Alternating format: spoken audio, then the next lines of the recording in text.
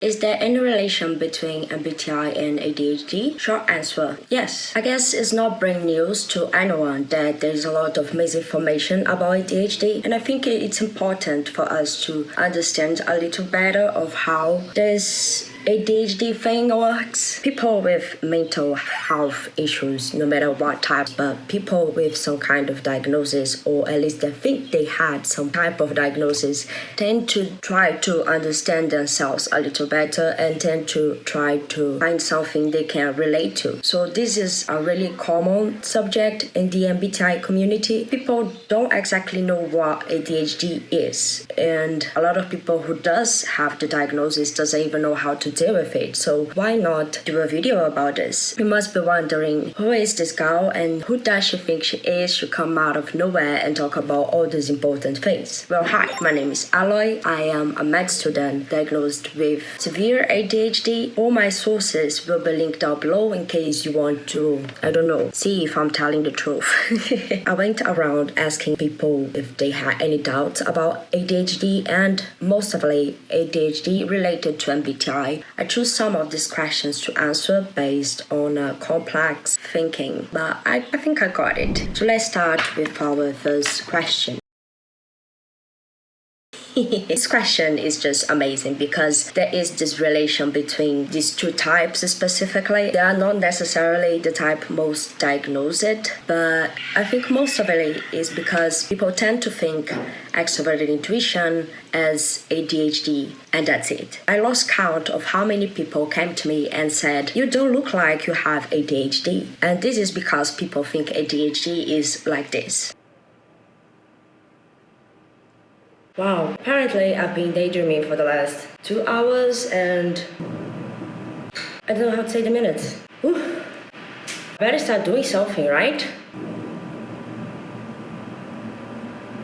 This is not even the most common symptom of ADHD. I definitely don't have it. I don't like to stay inside my mind that much. And yes, this is a symptom of ADHD. Kind of looks like extroverted intuition. And this is not how the mind of someone with ADHD works. You don't have just one type of ADHD. If you don't know, DSM-5 is like a guideline that we use to all mental health issues that you can imagine. If you look there, you will see there is 2 columns of symptoms of ADHD. One of them is the attention deficit symptoms, so mostly like the daydreaming, imagination, inability to focus, and hyperfocus as well. On the other hand, you have the group of symptoms of hyperactivity that is like not being able to be quiet, talking a lot, being really impulsive and not thinking about things before doing it. So we have these 2 categories of ADHD, and a third one that is when you have these 2 things mixed. To look there, you will see that most of the symptoms are relatable. I think I do this eventually, it's something that happens to me. But to have ADHD diagnosis, you must have a number of these symptoms. It's not like, okay, you have 1 or 2 symptoms, here's your medication, get out of my face. It looks like ENFPs and INFPs because of the extroverted intuition with the introverted feeling that gives this vibe of someone who is always inside their minds, and people think that this is ADHD but is not. I might say though, my young sister is an INFP and she has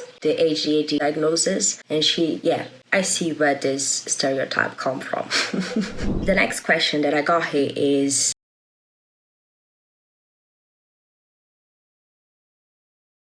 this is a question that was made in so many different ways. It's all kind of the same thing. If there is any chances of getting the ADHD diagnosis based on your MBTI type. It's not based on your MBTI type that you might have or not have the ADHD. It's because you have ADHD that you might have some types of personalities more than others. To be diagnosed, you must have some of the symptoms before 12 years old. It's a developing problem. So you must have the symptoms while you are developing.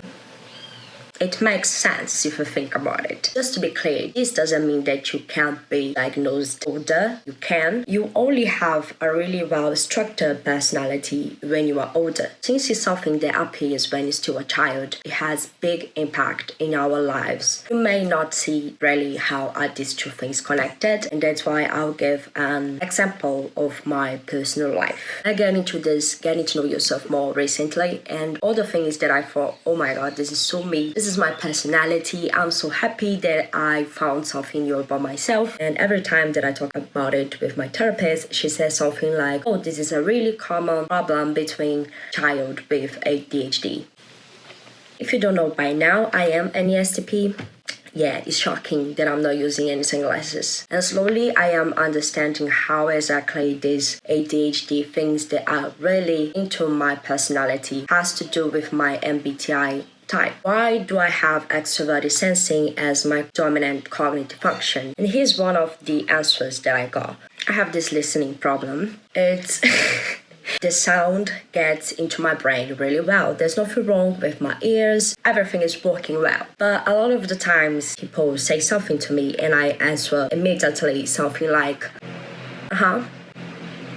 and then a few seconds or even minutes later I come with a proper answer, because even if the sound gets really well into my brain, it takes a time to get the things together, to really understand what are these words about and what are this person talking to me. What is the meaning of the sound? I can see that you're talking to me. That's why I immediately respond to everyone with this thing, because I want to people know that, okay, I'm paying attention, but I will take my time to answer it. And since this happens to my brain, I decided that I will get the information no matter what. And the way that I will do this is always being aware of my environment. I'm always looking for what is happening now. And people always say, but you seem to pay so much attention to what's going on around you. And it's not like I'm paying attention to it. It's just that I need to get the most information possible of what is happening around me, of my environment, to understand what's going on. And this is just a little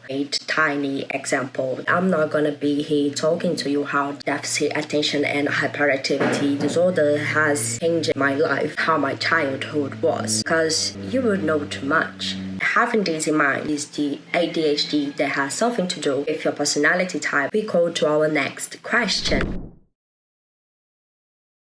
I was reading some recent articles, and it's funny, there's a lot of studies about MBTI, more than I was expecting. And the cognitive function that most appears in the studies related to attention deficit disorder is the extroverted intuition. Hyperactivity disorder, we have the extroverted sensing. At least I won, so it's okay. And no matter what type of ADHD, the cognitive functions that are less related to it was extroverted thinking and introverted sensing. In the middle, we have the other cognitive functions, boring. And now the question that no one asked me, but I know that you might be thinking, if you know the most common cognitive functions in the ADHD diagnosed people, we do know what type are more related. The answer is no.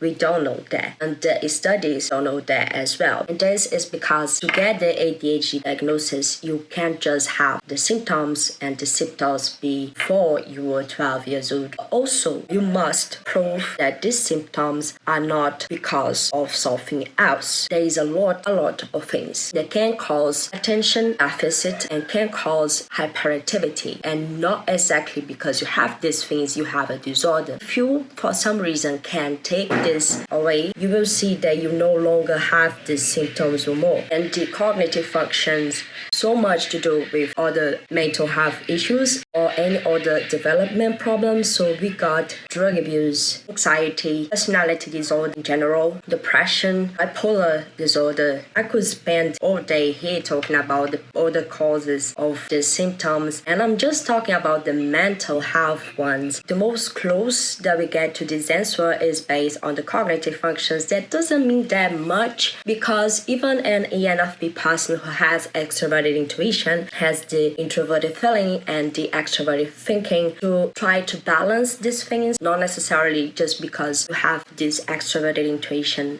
So obviously in your personality doesn't mean that you have ADHD. The studies try to exclude these things. They try to also relate the cognitive functions to these other things, but it's not an easy thing. ADHD is a comorbidity. It's a risk factor to all these other things that I just said. And if you want to know how these cognitive functions is related to the ADHD symptoms one by one, how can someone develop or not develop some personality types, and any other doubts that you might have, don't be afraid to ask those questions in the comments. I will answer all of them. If for some reason you think you have ADHD or you have ADHD but you don't have the ways to do the treatment, I'll let my contact down below in the description as well, in case you want to ask me something more specific, want some help with something, anything that I could do. It'll be my pleasure helping you.